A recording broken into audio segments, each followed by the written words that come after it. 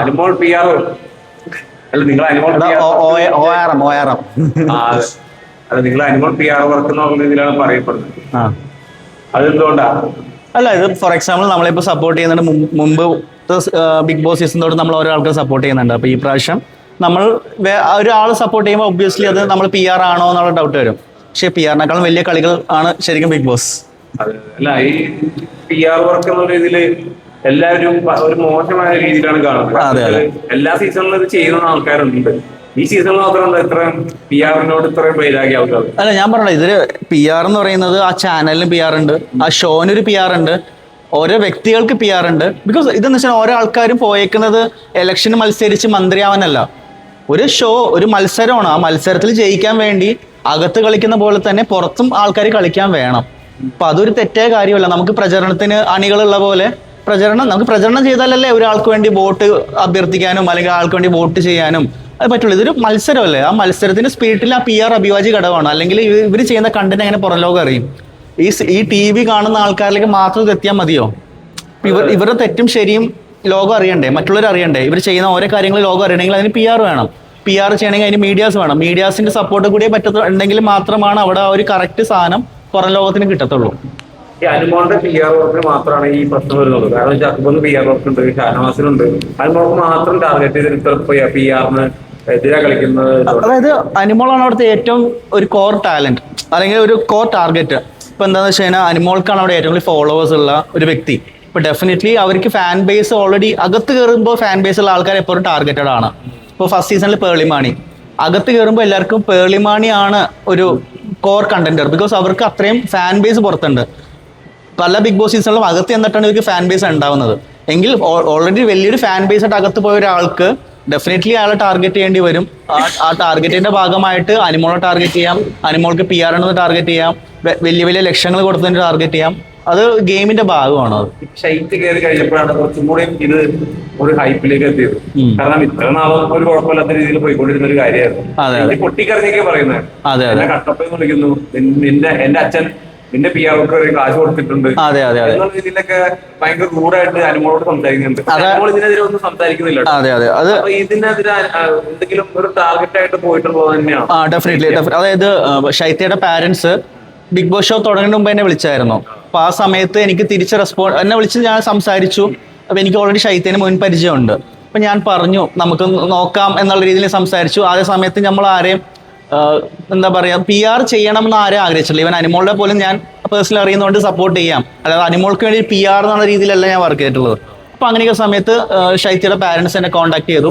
ആ കോൺടാക്ട് ചെയ്ത സമയത്ത് എനിക്ക് പിന്നെ തിരിച്ച് കുറച്ച് കഴിഞ്ഞിട്ട് അവർക്ക് തിരിച്ച് റിപ്ലൈ കൊടുക്കാൻ പറ്റുള്ളൂ. അപ്പൊ ആ സമയത്ത് ഞാനിങ്ങനെ കാര്യങ്ങൾ പറഞ്ഞു, പി ആർ ചെയ്യണമെങ്കിൽ നല്ല ഫണ്ട് വേണം അങ്ങനെ പറഞ്ഞു. അപ്പോൾ അവര് ആദ്യത്തെ ആഴ്ച തന്നെ ചിലപ്പോൾ ശൈത്യ ഔട്ടാവേണ്ട ഘട്ടത്തിലായിരുന്നു നിന്നിരുന്നത്. അവര് ഒരുപാട് കാര്യങ്ങൾ ശൈത്യനെ പറ്റി പറഞ്ഞു. എനിക്ക് നമുക്ക് ഫീൽ ആവും. കാരണം അവര് ഒരുപാട് സ്ട്രഗിൾ ചെയ്ത ഒരു കുട്ടിയാണ് ശൈത്യ. പല റിയാലിറ്റി ഷോസിൽ അവർക്ക് അറിയിച്ച ഒരു അംഗീകാരം കിട്ടിയിട്ടില്ല.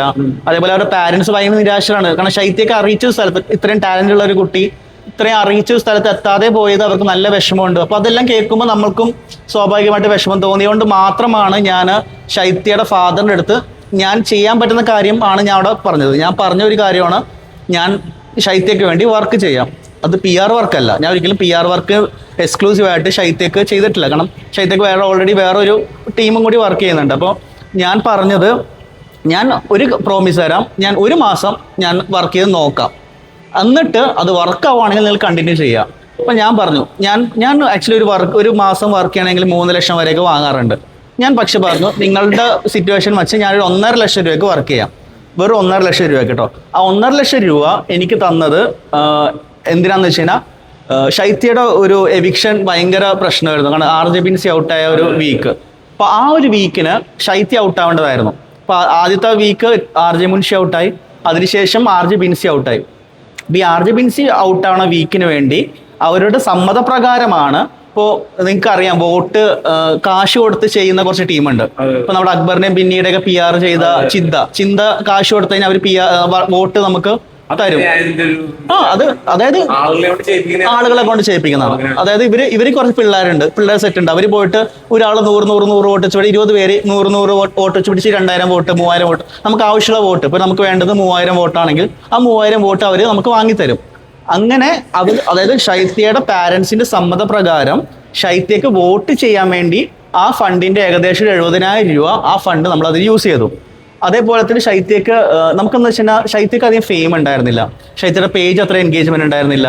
സ്റ്റോറി വ്യൂസ് വളരെ കുറവായിരുന്നു. അപ്പൊ ആ സമയത്ത് നമ്മൾ എന്താ ചെയ്യുക, മറ്റുള്ള പേജസിനെ ഹയർ ചെയ്ത് മറ്റുള്ള ആൾക്കാരെ ഹയർ ചെയ്ത് നമ്മുടെ കനാലിൽ കിടക്കുന്ന ബോയ്സിൽ കനാൽ ബോയ്സ് അവരെ വരെ ഞാൻ ഹയർ ചെയ്തിട്ട് കാരണം ഞാനിത് അവരെ റീച്ച് ആക്കാൻ വേണ്ടി, കാരണം ശൈത്യ എവിടെയും റീച്ച് ആവുന്നില്ല. കാരണം ആദ്യത്തെ 3-4 ആഴ്ചയായിട്ട് ശൈത്യക്ക് കണ്ടന്റ് ഇല്ല. അപ്പൊ കണ്ടന്റ് ഇല്ലാതെ നമുക്ക് എന്ത് പ്രൊമോട്ട് ചെയ്യാൻ പറ്റും? അപ്പൊ ഞാനിപ്പോ ഒരു PR വർക്ക് ഏറ്റെടുത്ത് പറഞ്ഞാൽ അതിന്റെ അർത്ഥം അയാൾ ജയിക്കുന്നല്ല. അയാൾ കണ്ടന്റ് തന്നാലാണ് നമുക്ക് എന്തെങ്കിലുമൊക്കെ ചെയ്തു കൊടുക്കാൻ പറ്റത്തുള്ളൂ. അപ്പോൾ ഞാൻ ഈ ശൈത്യനെ വിളിച്ചതും അനുവിനറിയാം, അനുമോൾക്കറിയാം. അനുമോളോട് ഞാൻ ഈ കാര്യം ഷെയർ ചെയ്തിട്ടുണ്ട്.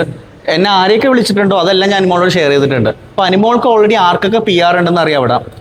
അനുമോൾ പക്ഷെ അതാരും പറയില്ല. അനുമോൾക്ക് അറിയാം, ശൈത്യയുടെ ഫാമിലി എന്നെ കോൺടാക്ട് ചെയ്ത കാര്യം അനുമോൾക്ക് അറിയാം. ഞാൻ പറഞ്ഞിട്ടുണ്ടായിരുന്നു ശൈത്യ നല്ലൊരു ഇതാണ്. അപ്പോൾ ശൈത്യനെ ആദ്യത്തെ കാലത്ത് ആദ്യമൊക്കെ ഭയങ്കരമായിട്ട് ഫ്രണ്ട് ആയത് ഞാൻ പറഞ്ഞു, അനുമോൾ നിങ്ങൾ ശൈത്യനെ പോലൊരു ആളോട് കൂട്ടുകൂടിക്കോളൂ, കാരണം ശൈത്യ അത്യാവശ്യം നല്ലോണം സംസാരിക്കാൻ കഴിവുള്ള കുട്ടിയാണ്. അനുവിന് അധികം സംസാരിക്കാൻ ചിലപ്പോൾ വാദിക്കാൻ ആളുണ്ടാവില്ല. അപ്പോൾ എന്താ പറയുക, അപ്പോൾ ശൈത്യനെ അനു ചൂസ് ചെയ്തത് അവർ തമ്മിൽ കണക്ട് ആയത് എല്ലാം ഒരു കോയിൻസിഡൻസ് പോലെ നമുക്ക് പിന്നെ തോന്നി. അപ്പോൾ ആ സമയത്ത് എന്താ പറയുക, ഈ കണ്ടന്റ് അതായത് ശൈത്യയുടെ എല്ലാ കണ്ടന്റും അനുമോൾ ബേസ്ഡ് ആയിട്ടുള്ള കോംബോ ആയിട്ട് തുടങ്ങിയതുകൊണ്ട് അവർ ആ രീതിയിൽ ആൾക്കാർ വോട്ട് ചെയ്ത് തുടങ്ങി. പിന്നെ അവർ എവിക്ഷൻ വരുമ്പോൾ നമ്മൾ ഇതുപോലെ വോട്ട് വാങ്ങി എങ്ങനെ ചെയ്യുന്ന നമുക്ക് ഓൾറെഡി അത് ചെയ്യുന്നതാണ്, എല്ലാ സീസണിലും ചെയ്യുന്നതാണ്. ഇപ്പൊ പല കണ്ടസ്റ്റൻസ് ഇപ്പോൾ ടോപ്പ് 5 വരെ നിൽക്കുന്നത് വോട്ട് വാങ്ങി തന്നെയാണ്, അല്ലാതെ ജനങ്ങളെ കൊണ്ട് വോട്ട് ചെയ്യിപ്പിച്ചിട്ടല്ല. അപ്പോൾ അങ്ങനെ ഇരിക്കുന്ന സമയത്ത് പിന്നെ നമ്മൾ ഇതുപോലെ പേജസ് ഹയർ ചെയ്യുക, അവർക്ക് വേണ്ടിയുള്ള കുറച്ച് പ്രൊമോഷൻസ് കൊടുക്കുക. അപ്പോൾ അവർക്കിപ്പോൾ ഒരു പ്രശ്നം വെച്ചാൽ അവർ പ്രതീക്ഷ പോലെ അങ്ങ് വർക്കായില്ല. ഞാൻ പ്രോമിസ് ചെയ്ത് 30 ദിവസമാണെങ്കിൽ ശൈത്യ എവിക്റ്റ് ആയത് 36-ാം ദിവസമാണ്. ഞാൻ 1 മാസത്തേക്കുള്ളിൽ വർക്ക് ചെയ്തിട്ടില്ല. അപ്പോൾ നമ്മൾക്കിപ്പോൾ എന്താ പറയുക, ഒന്നാമത്തെ കാര്യം ഞാൻ ഒരുപാട് കാശ് ചോദിച്ച് വാങ്ങുന്ന ഒരാളല്ല. നമ്മുടെ അടുത്ത് ഇങ്ങോട്ട് വിളിച്ച ആൾക്കാർ PR ചെയ്യണം, അങ്ങനെ ചെയ്യണം. നമ്മൾ ഓൾറെഡി ഒരാളെ സപ്പോർട്ട് ചെയ്ത് മനസ്സിലാക്കിയതിന് ശേഷം നമ്മുടെ അടുത്തേക്ക് വരുമ്പോൾ അവരുടെ ഉദ്ദേശം സേഫ് ആക്കണം എന്നാണ്. ഞാൻ ആ വാക്ക് പാലിച്ചിട്ടുണ്ട്. പിന്നീട് നമ്മൾ എന്താണ് ആ ഷോയിൽ വരുമ്പോൾ എൻ്റെ അച്ഛൻ്റെ നിന്ന് എത്ര കാശ് വാങ്ങി അറിയോ എന്നൊക്കെ ചോദിക്കുമ്പോൾ അവിടെ നമ്മൾക്കൊരു റോങ് ആയിട്ടുള്ള ഒരു ഇന്റൻഷൻ നമുക്ക് തോന്നും. അത് മറ്റുള്ളവർക്ക് തോന്നും. അപ്പോൾ അത് മോശമാണ്. കാരണം അവർ അറിഞ്ഞുകൊണ്ടാണ് എനിക്ക് തന്നത്, അവര് പറഞ്ഞത് കൊണ്ടാണ് അവർക്ക് വേണ്ടി. കാരണം അവർക്ക് അറിയില്ല എങ്ങനെ വോട്ട് കയറ്റണമെന്ന് അറിയില്ല, ഏത് ഏജൻസിനെ ഏൽപ്പിച്ചാൽ വോട്ട് കയറ്റും. അപ്പൊ ഞാൻ ചെയ്യുന്ന ആള്, ഞാൻ അങ്ങനെ വോട്ട് കയറ്റുന്ന ആളല്ല. ഞാൻ ഈ ഫണ്ട് വാങ്ങി വേറൊരു ഏജൻസിനെ ഏൽപ്പിച്ച് അവരിൽ നിന്നാണ് ഞാൻ വോട്ട് കയറ്റി ശൈത്യനെ സേഫ് ആക്കി 36-ാം ദിവസം വരെ എത്തിച്ചത്. ശൈത്യക്ക് അറിയില്ല.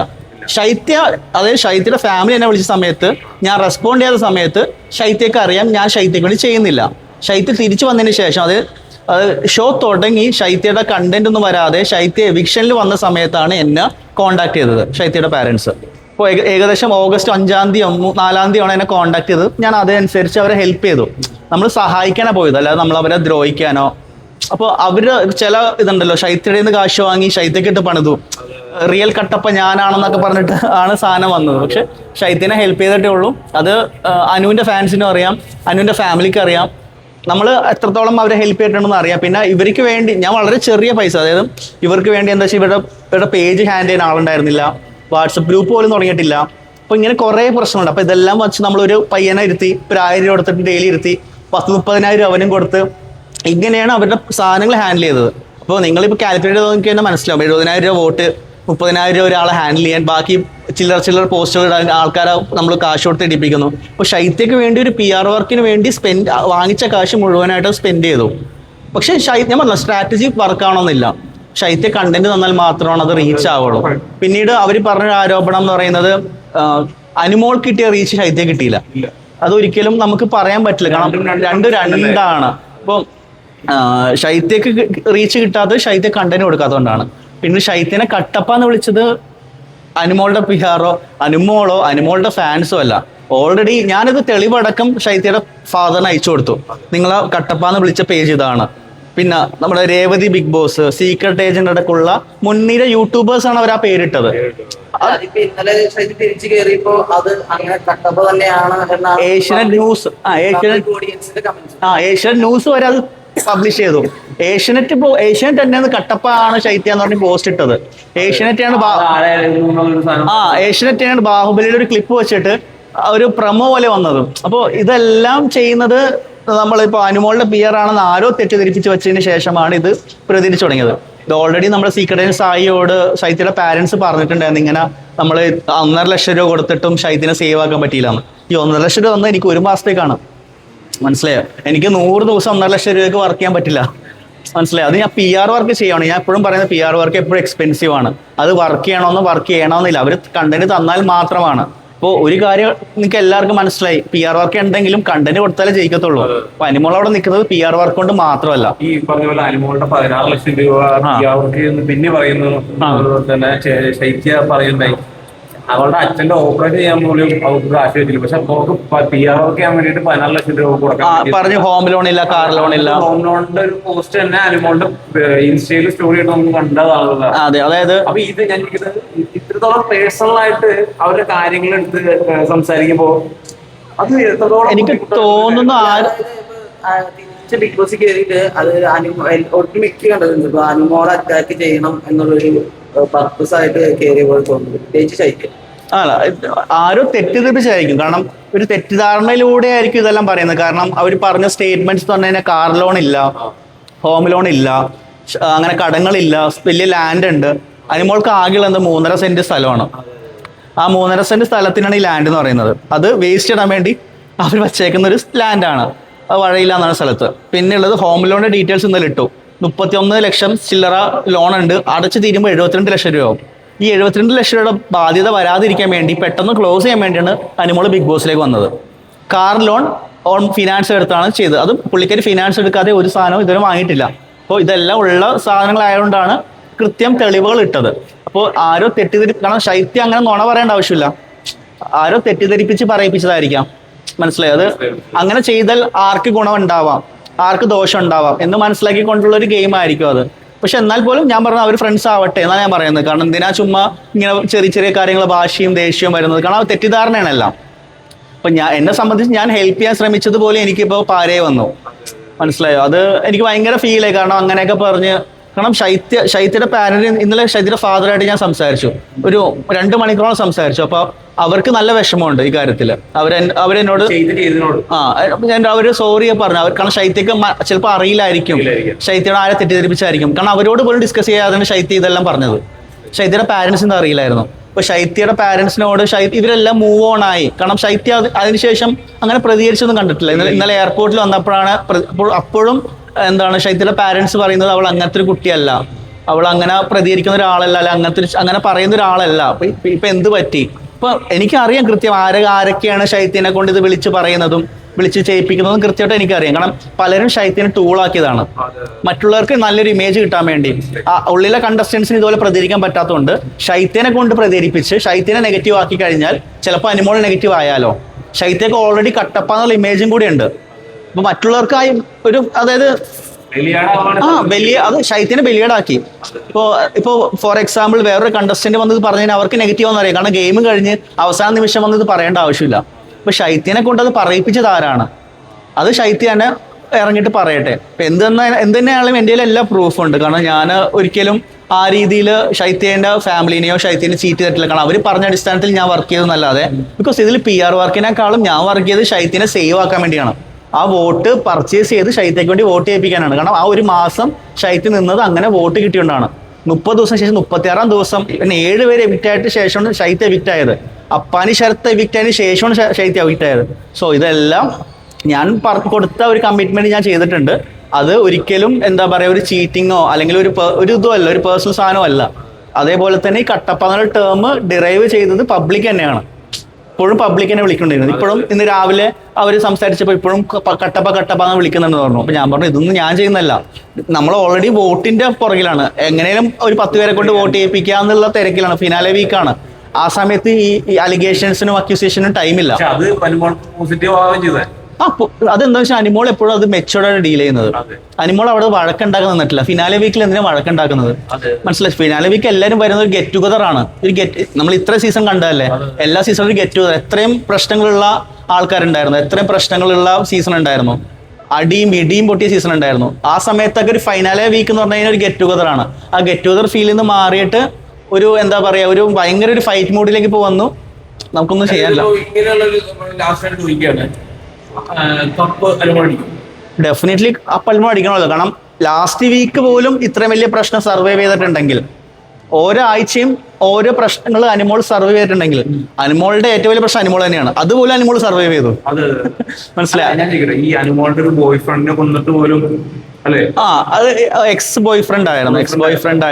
അതൊക്കെ ഈ അനിമോളിനെ തകർക്കാനുള്ള ആ ഗെയിം അങ്ങനെയാണ്. നമ്മളെ മെന്റലി മാക്സിമം എത്രത്തോളം തകർക്കാൻ പറ്റും അത്രത്തോളം തകർക്കും. ഫിസിക്കലി നമ്മൾ തകർക്കാൻ പറ്റില്ല. ഷോയില് മെന്റലി എത്രത്തോളം നമ്മൾ ഡൗൺ ആക്കാൻ പറ്റും, ആ ഡൗൺ ആക്കി നിന്ന് തിരിച്ചു വരുന്നുണ്ടെങ്കിൽ അയാളാണ് വിന്നർ.